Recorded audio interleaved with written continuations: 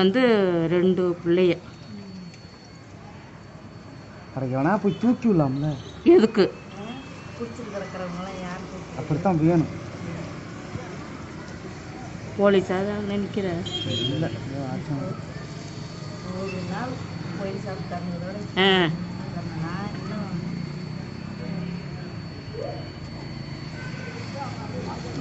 அறிவு இல்லை.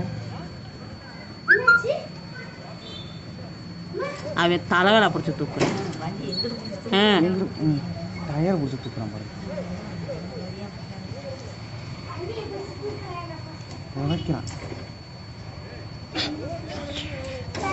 ஐயோ இருடா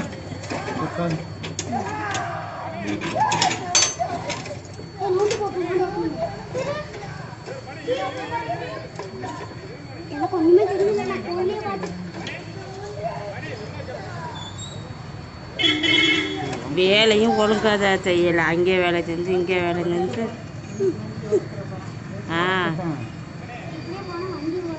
ஐயோ போதே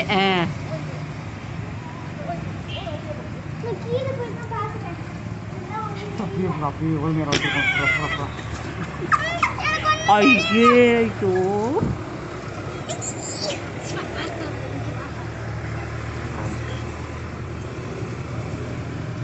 ஒரு நாள்ல இந்த குடிமகன்கள் வீடு எங்கே எங்கனே தான் இந்த ஆகுனே தான் இருக்கு வீடு. இந்தா பிராந்தி கடையை விட்டத்த எங்களை எல்லாத்தையும் கொண்டு போடு. ஒன்னாச்சா 2 பிள்ளைங்க 3 பிள்ளைங்க கிடக்க குடிக்காரனுங்களாம் நைட்டு குடிச்சு விட்டு வந்து அந்த பொண்டாட்டி பிள்ளைங்களை எல்லாத்தையும் வெளியே துரத்து விட்டாங்க. எல்லாம் விட்டாட்டியும் சண்டை.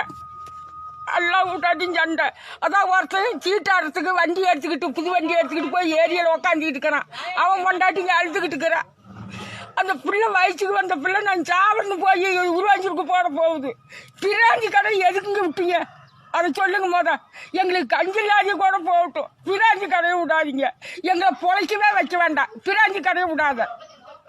என்ன பண்ண இந்த சனத்துங்களுக்கு எதுக்கு பண்ண? நான் தோட்டலையே அடிச்சு குறைச்சி விட்டேன்.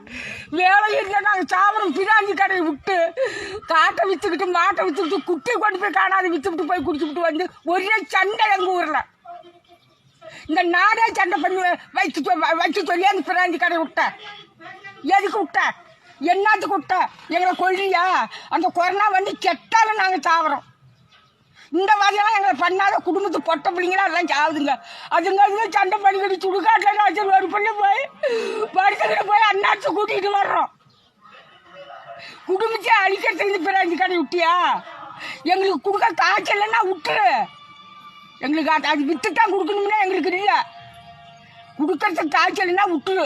எப்படியோ ஒரு சாவரம். இந்த எடப்பாடி ஆட்சியை விரும்புறீங்களா? நல்லா விரும்புறேன் சார். ஐயா விரும்புறாங்க. வல்லாக்க வந்துட்டாரே ஐயா டவுசர் கால